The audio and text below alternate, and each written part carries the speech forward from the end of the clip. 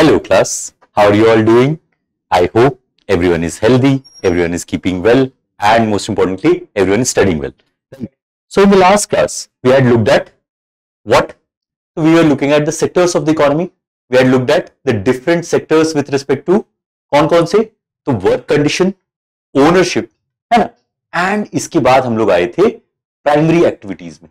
Primary activities में हम लोग ने क्या देखा था कि what are the different types of agriculture activities that we do in India. तो इसमें सबसे इंपॉर्टेंट था इंटेंसिव सब्सिस्टेंस एग्रीकल्चर, राइट. इसी में हम लोगों ने types of crops, growing seasons, इनके बारे में बेसिक आइडिया हम लोगों ने लिया था. Then we had looked at plantations, horticulture, poultry and fisheries. ठीक है. Then we had seen the secondary activities and specifically with respect to the classification of industries. ठीक है. इसमें हम लोगों ने on the basis of size तीनों देख लिया था, that is cottage, small scale and large scale industries. ठीक है. It was the large scale industry that had the most impact on the national economy. इसके बाद we will look at this particular sector through the lens of industries based on raw materials. जो और थे कौन से? तो with respect to ownership, output, ये सब हम लोगों ने ऑलरेडी कवर किया हुआ है. तो now let's look eight industries based on raw materials,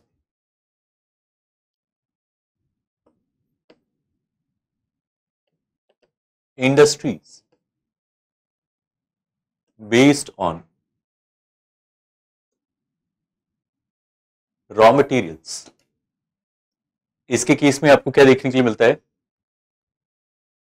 तो इसके केस में there are agro based, there are mineral based, chemical based, forest based and animal based industries. ठीक है. तो पहले हम लोग देखते हैं agro, forest and animal based, उसके बाद chemical and mineral based next में देखते हैं. तो let's look at agro based industry.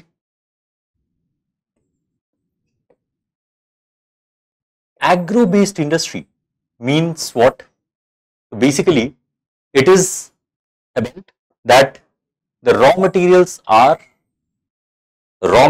are being sourced from agricultural products. तो raw agricultural products से जो आप फिनिश गुड्स बनाते हैं उसको आप एग्रो-बेस्ड इंडस्ट्री कहते हैं. इसी में आपको एग्री प्रोसेसिंग इंडस्ट्री भी आएगा, इसी में आपको पिकल्स, जैम्स, बीवरेजेस, ये सारे इंडस्ट्रीज आएंगे. ठीक है. तो raw agricultural products,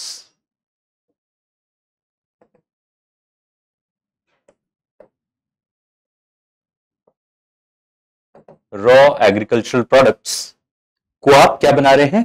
finish products में आप बना उसको कन्वर्ट कर रहे हैं to finished products.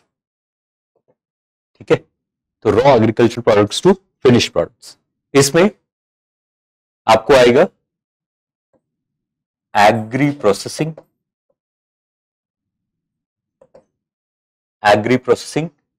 Such as pickles, jams and beverages etcetera. ठीक है. तो this was with respect to agro based industry. अब इसी में हम लोग देखते हैं forest based and animal based. The second is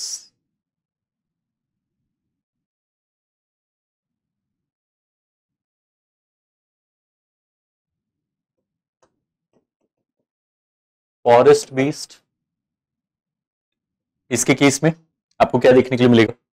In the forest based industry, the raw materials become wood, timber. The industries are construction, furniture and paper. So wood and timber industries, construction.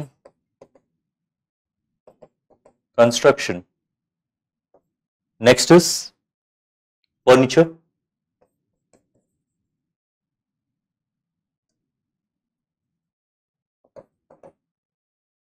Furniture and finally paper. ये सारे जो है आपको forest based industry होंगे, right.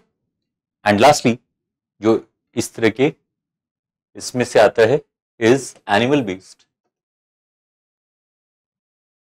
which is basically about what? Which is basically about leather, wood, leather, wood, wool, and ivory. It is leather, wool, and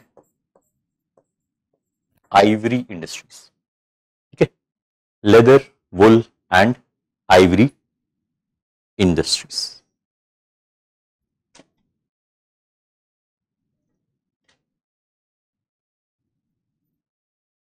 All right. Let's quickly note it down.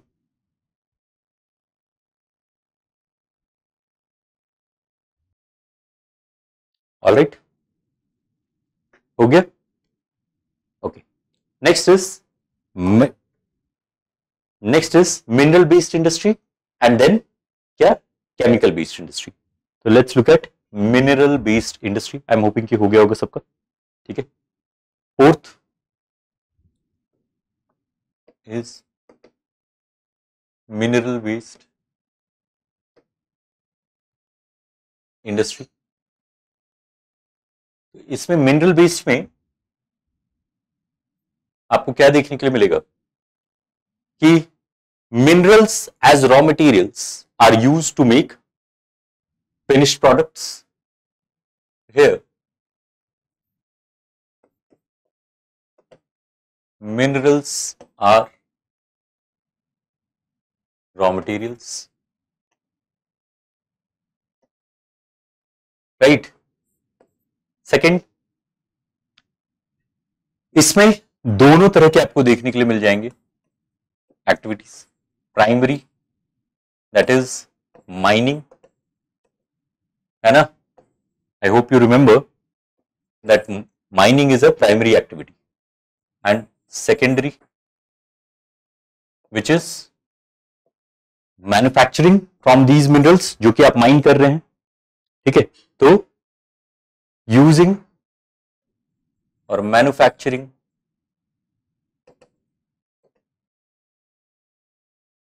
with minerals as input, manufacturing with minerals as input. इसमें there are two major types. There are two major types. कौन कौन से? तो metallic and non-metallic. Metallic and non-metallic. ठीक है. Metals में तो metallic में कौन कौन सा आएगा? It will B ferrous and non ferrous. It will B ferrous and non ferrous. ठीक है, ferrous and non ferrous. Ferrous में आयरन रिलेटेड, है ना? एंड नॉन फेरस में कौन कौन सा? तो कॉपर, एल्यूमिनियम, ये सब. Copper, aluminium etcetera. And non metallic में क्या आ रहा है? तो इसी में आपको आएगा cement, pottery, ceramics etcetera. Non metallic में सीमेंट, पॉटरी, ceramics, etc. ठीक है, तो these are the major types of mineral based industries. All right. इसके बाद आएगा chemical based, which we will see in the next one.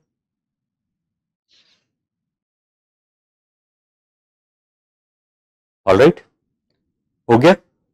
Shall we see the chemical based industry? उसमें क्या क्या होगा? तो देखिए, ये तो सिंपल सी बात है कि यहाँ पे chemicals will be the raw materials, but most importantly they will act as inputs for other industries too. ठीक है, तो ये हो गया मिनरल बेस्ड। इसके बाद last is chemical based industry, और इसमें आपको क्या देखने के लिए मिलता है कि here of course chemicals are या chemicals as raw materials,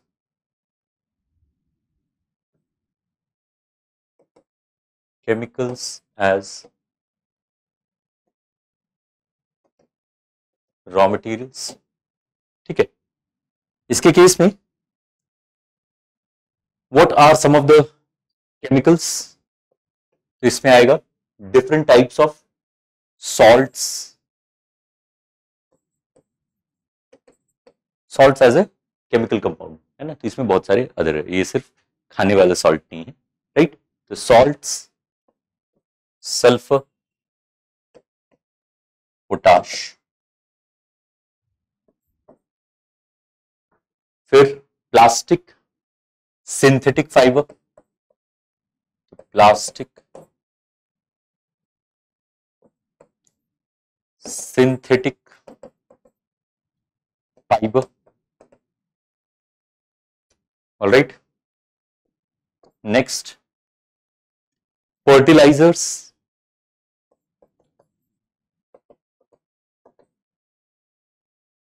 petroleum products,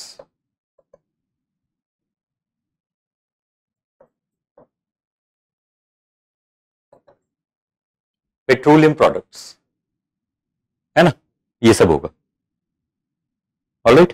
and these are crucial to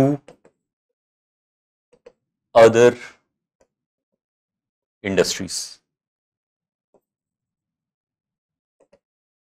these are crucial to other industries, these are the chemical based industry। ठीक है, ओके।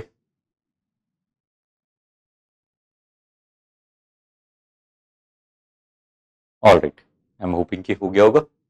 नेक्स्ट इज, अब हम लोग यहाँ पे ये वाला पार्ट खत्म होता है, इसके बाद हम लोग टर्शियरी एक्टिविटीज में चलते हैं, है ना, shall be. Alright, I am hoping कि अब हो गया होगा। Let's look eight tertiary activities.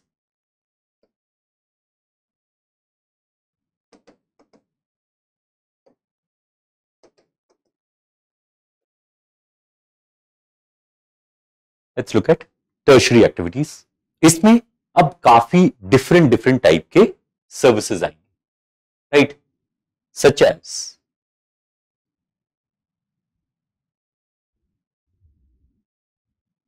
इसमें जो डिफरेंट टाइप के सर्विसेज में आपको आएगा, पहला हम लोग यहां से देखते हैं ट्रेड एंड कॉमर्स,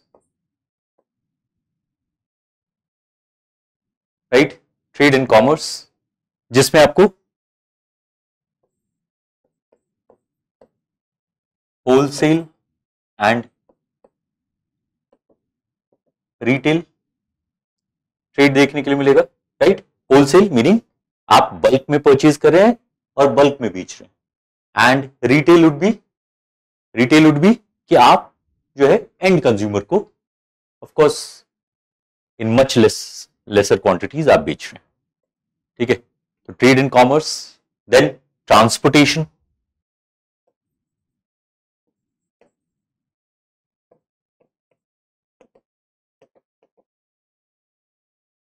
ट्रांसपोर्टेशन में किस किस तरह का, ट्रांसपोर्टेशन में आपको rail, road, water, air, all of them, right. तो रेल, रोड, वाटर में ही आपको इनलैंड एंड ओशियानिक दोनों, तो rail, road, water and air transport, ये सारे आ जाएंगे, राइट। नेक्स्ट इज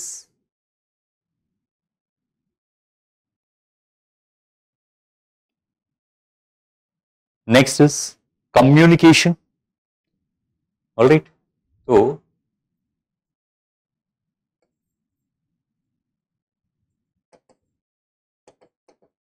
कम्युनिकेशन, इसके केस में कम्युनिकेशन आपको किस किस तरह का देखने के लिए मिलेगा? तो पहला तो हो जाएगा टेलीकॉम, टेली कम्युनिकेशन, है ना। टेलीकॉम में ही आपको फोन्स, मोबाइल्स सब आ जाते हैं। फोन्स चूंकि अब एकदम ही कम हो गए, तो it's basically about mobile. And then the next major one is audio visual. अब यहां पे आपको इंपॉर्टेंट देखने के लिए मिलेगा, बिकॉज यहीं पे आपको फिल्म, टेलीविजन, रेडियो और प्रिंट, ये चारों आते हैं। तो it is about films, TV, radio and print. ये सब इसमें आपको ऑडियो विजुअल कम्युनिकेशन में आ जाएगा। ऑलराइट, नेक्स्ट इज अब सर्विसेज। अब इसमें बहुत सारी चीजें आ सकती हैं अमॉन्ग ऑल अदर्स। तो इसमें आप कुछ रख सकते हैं, बैंकिंग, हेल्थ केयर, है ना, education, banking, health care, education, IT services, government services,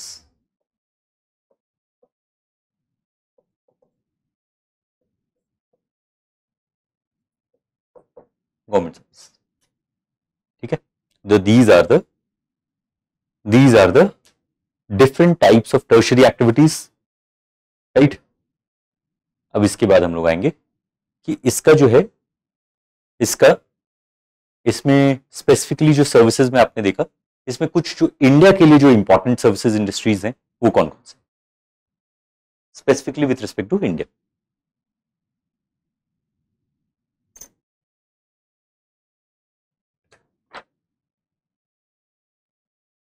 shall we?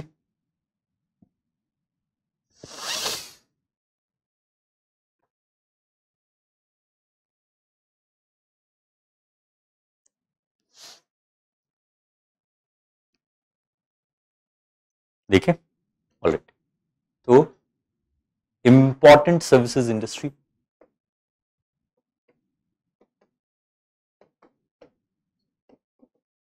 Important service industries in India.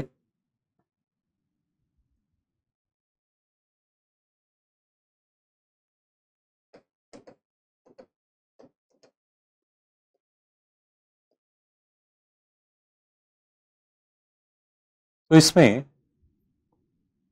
शुरू करते हैं आईटी से, of course one of the most important once.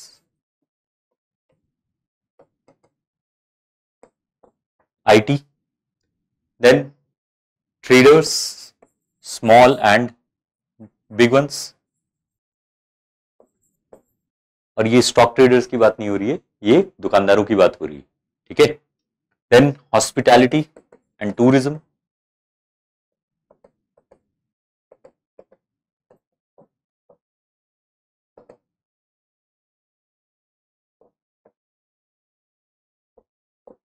Hospitality and tourism. फिर finance and banking, finance and banking. Fifth, health care,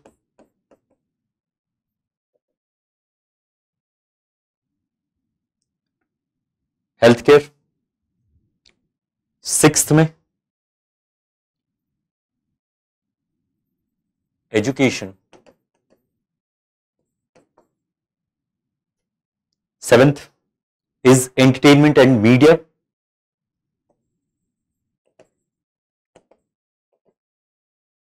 Entertainment and media. Eighth is professional services like lawyers, chartered accountants, etc.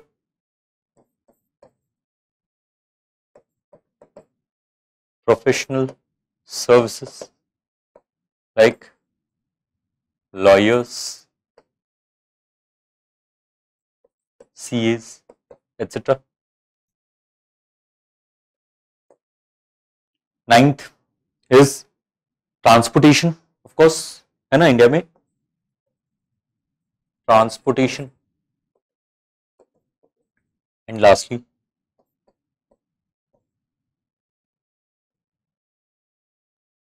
Government services,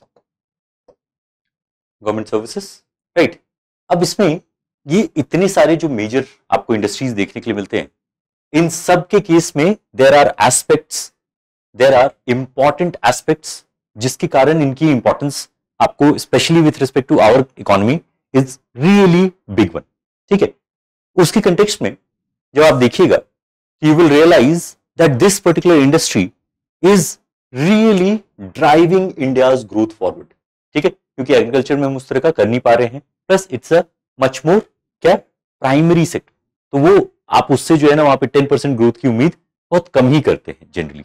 there is a possibility with respect to that kind of growth in manufacturing, but वहां पे हम उतने अच्छा अभी कर नहीं पाए हैं। तो it is the service sector which is actually driving India's growth story right now, ठीक है। इसी में अच्छा अभी इसको पहले आप लिख लीजिए फिर फटाफट let's look at the importance of this sector.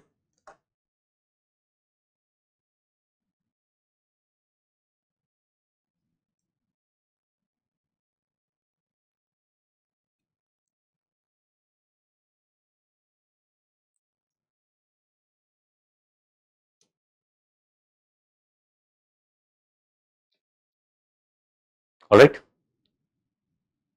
let's look at the importance.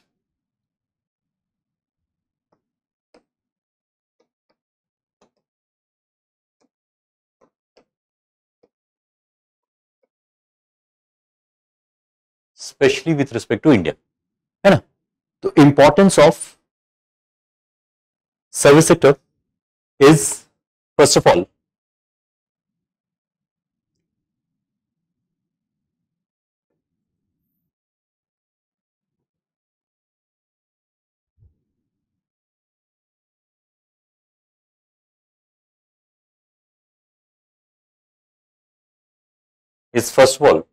that this sector contributes more than 50%, to India's GDP, right? It employs around 30% of the total workforce of India, right ना? फिर it generates a lot of forex because ये services जो है ये आप बाहर के firms को भी दे रहे हैं, they are paying in foreign currency, तो इससे हमें forex मिल रहा है। It generates a lot of soft power with respect to tourism, with respect to entertainment, Bollywood, है ना, और जो यहाँ पे लोग घूमने आते हैं उनसे, तो if they are going away with a more positive outlook towards your country, तो वही वही that is what soft power is, कि it is basically influencing the other person through the cultural elements, right, through more softer elements of power, ठीक है। It is creating a knowledge based economy because services sector is primarily, जिसमें जो भी आपने अभी industries देखा उसमें there is a element of knowledge based economy, ठीक है। This is the sector that has made India the global outsourcing hub, है ना। तो India has become a global outsourcing hub, it is because of this sector, है ना। And then finally जो आप अगर एक्सपोर्ट्स और इंपोर्ट्स में आप देखिएगा या एक्सपोर्ट्स और एफडीआई में देखिएगा, तो एक्सपोर्ट्स में 38% of total exports and 2/3 of total FDI inflow is in this sector. So that is the importance of this sector with respect to India. तो शुरू करते हैं। First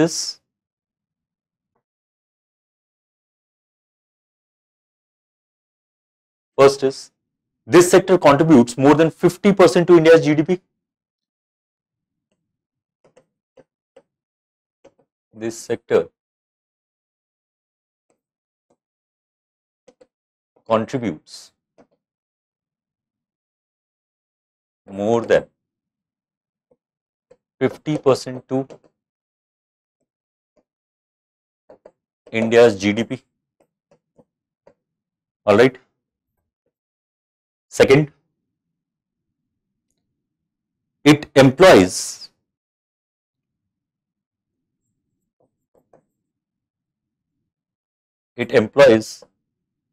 around 30%. It employs around 30% of India's workforce. It employs around 30% of India's workforce. It generates a lot of forex.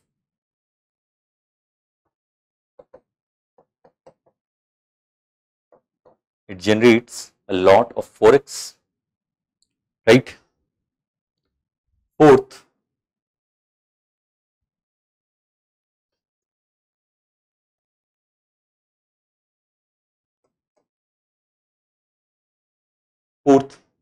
it generates soft power, specifically with respect to entertainment and tourism.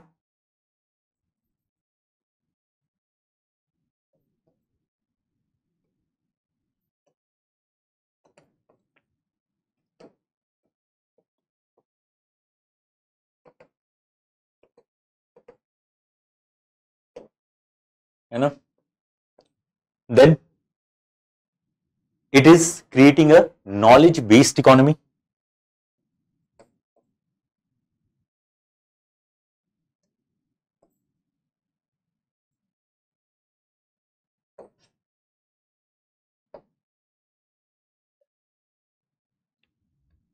Knowledge based economy.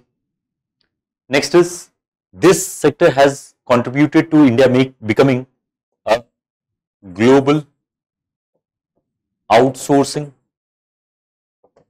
hub. Global outsourcing hub. And finally,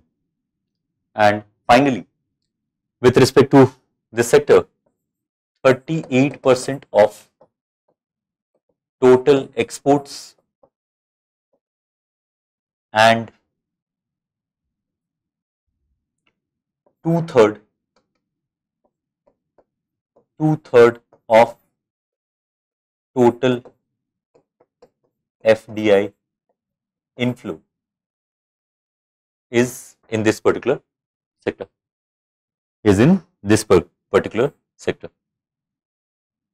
ठीक है? All right. So this is the importance of the services sector. अब इसी के कारण आपको ये देखने के लिए मिलता है, it is so important for our economy that this particular sector keeps on contributing, है ना, until unless हमारा दूसरे सेक्टर्स जो है also pick up pace, right?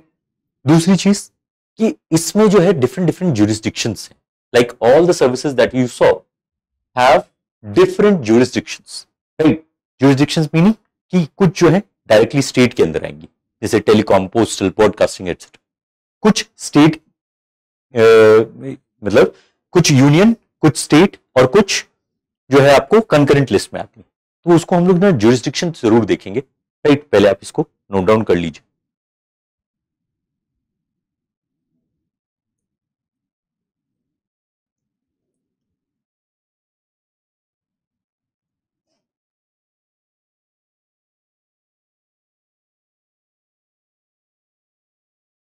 More than 50% to India's GDP, 30% of workforce, है ना, forex, soft power, knowledge based economy, global outsourcing hub, and 38% of total exports, and two-thirds of total FDI inflow is to this sector.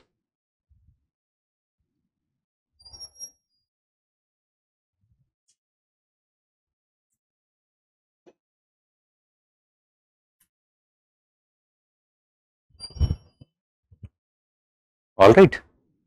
Shall we see the jurisdiction with respect to the different lists? ये किसमें है? 7th schedule of the Constitution. We are looking at jurisdiction with respect to different services.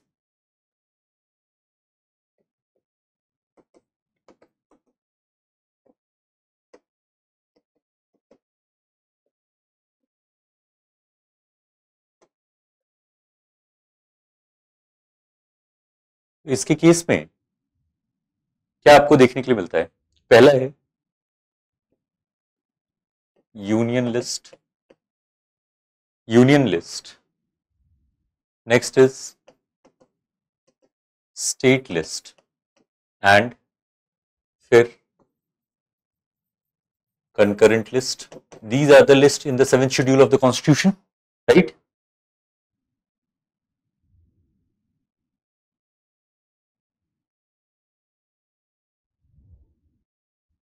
So what are some of the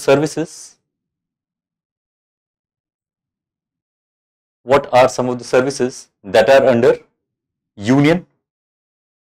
इसके context में union list में देखते हैं, it is कौन कौन सा?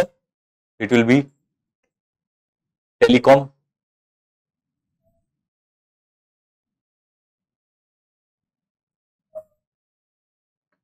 it will be telecommunication, right? Then postal,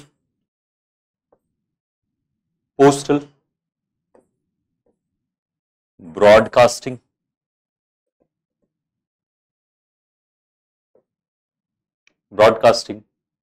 financial,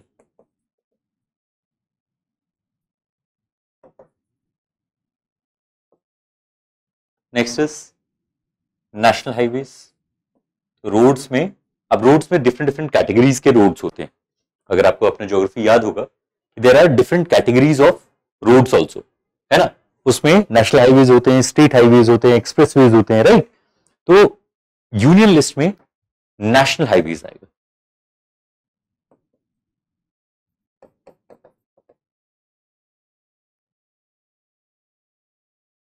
ठीक है, तो नेशनल हाईवेज, फिर रेलवेज,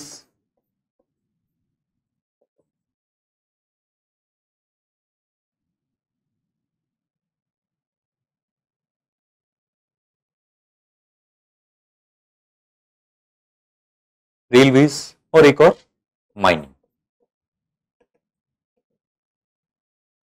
ये सारा जो है वो यूनियन लिस्ट में आ जाता है। इनफैक्ट इसमें से माइनिंग आप हटा भी सकते हैं, बिकॉज ऑल्दो काम करने वाले लोग हैं उसमें, but it is generally considered to be, है ना, more of a primary sector activity. तो telecom, postal, broadcasting, financial, national highways and railways. Now state list में, किस तरह के सर्विसेज हैं? It will be health care, real estate,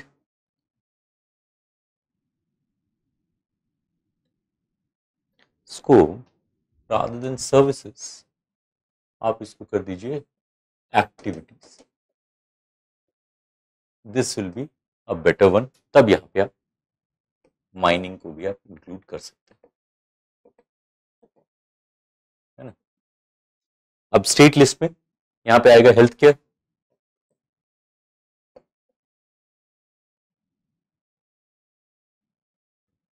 फिर health care, retail, trade,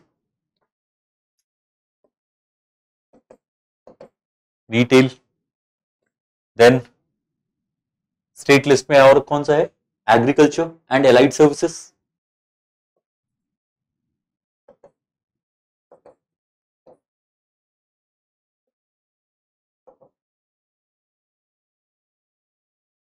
agriculture and allied activities, फिर real estate,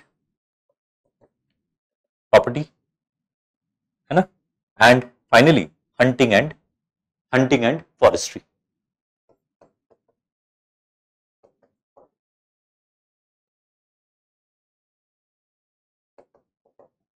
hunting and forestry, ये सारे जो है स्टेट लिस्ट के अंदर आ रहे, right? Now the concurrent list activities are, सबसे जो स्ट्रेट फॉरवर्ड आपको याद रहेगा, इट विल बी एजुकेशन,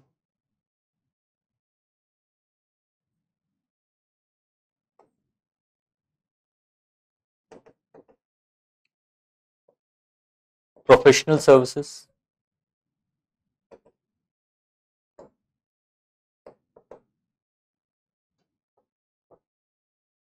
तो इसीलिए लॉयर्स जो हैं वो हाई कोर्ट में जाकर के अपने आप को क्या करवाते हैं, they are basically registering themselves at the bar council. ठीक है, फिर इलेक्ट्रिसिटी,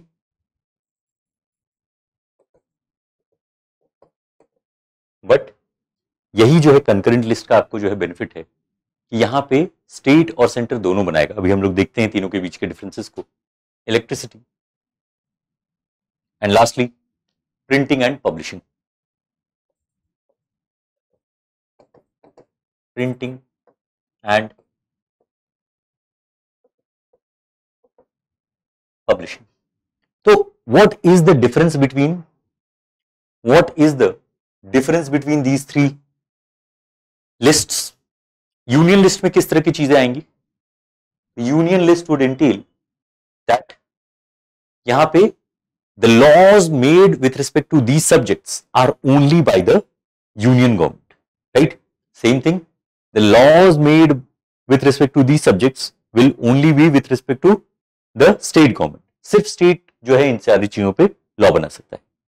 कंकरेंट लिस्ट के केस में it is an interesting thing कि यहां पे आपको क्या होगा कि इन सब्जेक्ट्स पे both the union and the state can make laws, but if there is a conflict then the union's law will prevail.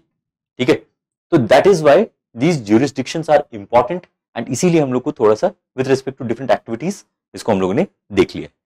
तो telecom, postal, broadcasting, financial, national highways, railways and mining is under union list. ठीक है, state list में health care, retail, agriculture and allied services, real estate, hunting and forestry जैसे activities आएंगे। And concurrent list में education, professional services, electricity, printing and publishing आएंगे।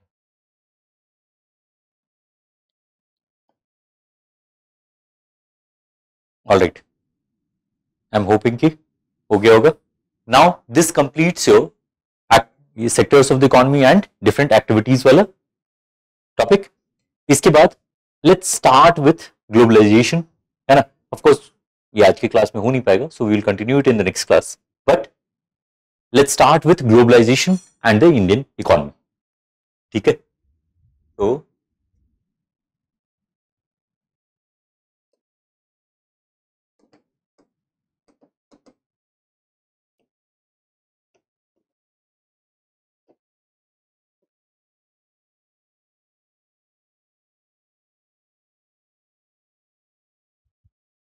globalization and the Indian economy. Now what is globalization? What is globalization? And इसमें क्या क्या इसके जो है डिफरेंट टाइप्स कौन कौन से हो सकते हैं? First of all this term globalization, is the process of rapid integration, the process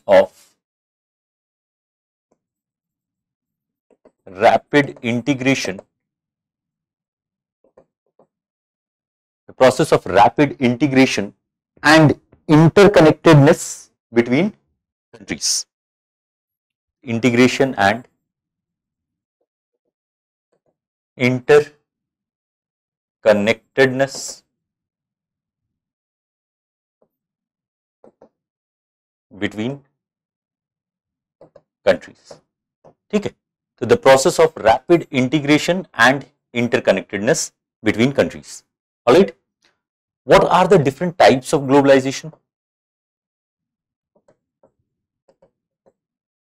इसमें कौन कौन से डिफरेंट टाइप्स आएंगे? तो पहली बात तो इट विल बी और it can be globalisation with respect to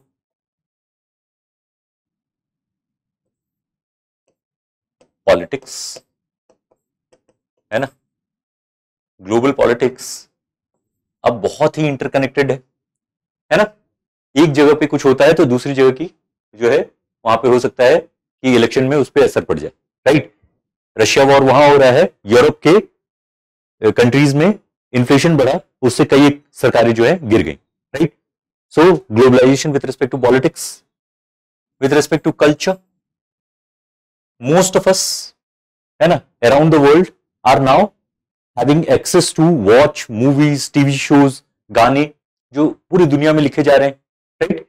हमारे यहाँ के Bollywood is being seen in China as well as United States, Canada, है ना, अफ्रीका में, राइट। वहां के टीवी शोज हम देख रहे हैं यहाँ पे, राइट। तो this is with respect to culture. Then with respect to society,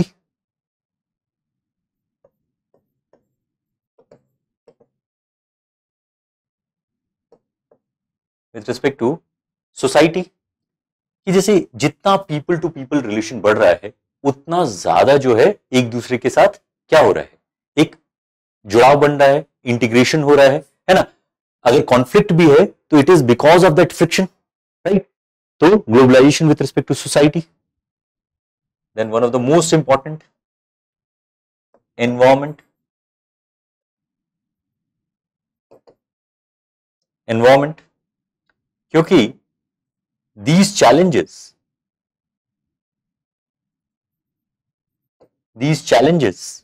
with respect to environment, global warming, etc. are so global in its nature कि it cannot be handled by a single nation, right? कहीं पे कोई अगर आपको पूरी दुनिया में कुछ सॉल्यूशन निकल के आता है तो उससे पूरी दुनिया को बेनिफिट होगा, राइट। जैसे से फॉर एग्जांपल कि there is a project which is cleaning up the oceans, world oceans, right. अब उसमें अलग अलग उसके एस्पेक्ट्स हैं, जैसे वो पैसिफिक में the great Pacific garbage patch उसको साफ कर रहे हैं, अटलांटिक में, है ना। एशिया में जब वो आते हैं तो वो डिफरेंट डिफरेंट रिवर्स का जो आउटलेट है जहां से एक्चुअल में गार्बेज सी में जा रहा है, समुद्र में जा रहा है, ओशंस में जा रहा है, उसको वो लोग रिवर्स को वहां पे कंट्रोल करने की कोशिश कर रहे हैं, वहां पे कचरा वहां से निकालने की कोशिश कर रहे हैं। अब इस तरह की चीजों से आपको क्या देखने के लिए मिलता है कि it is actually benefiting the whole world एक साथ। ऐसा नहीं है कि भाई मान लीजिए जो भी पैसिफिक के कंट्रीज हैं, सो न्यूमरस कंट्रीज हैं, अटलांटिक में न्यूमरस कंट्रीज हैं, तो किसी एक कंट्री को फायदा होगा दूसरे को नहीं होगा, या नुकसान होगा तो एक कंट्री को होगा दूसरे को नहीं होगा। दैट इज वाई यहाँ पे आपको ग्लोबलाइजेशन के कंटेक्स्ट में, एनवायरमेंट के कंटेक्स्ट में there is rapid integration that is going. And जो हम लोगों से रिलेटेड है, what we are more concerned about today is economy, right. What we are more concerned about today is economy, of course, है ना। Economic globalisation के बारे में हमारे लिए थोड़ा सा ज्यादा इंपॉर्टेंट है। And it is economic globalization में किस तरह का रैपिड इंटीग्रेशन हो रहा है, किस तरह के इंटरकनेक्टेडनेस दिखेगा। It will be with respect to investment, consumption, production, distribution, employment, trade, हर तरह का जो भी इस तरह का जो आपको क्या इंटीग्रेशन दिखने के लिए मिलेगा, that will come under economic globalisation, ठीक है, ऑलराइट। तो इकोनॉमिक ग्लोबलाइजेशन इज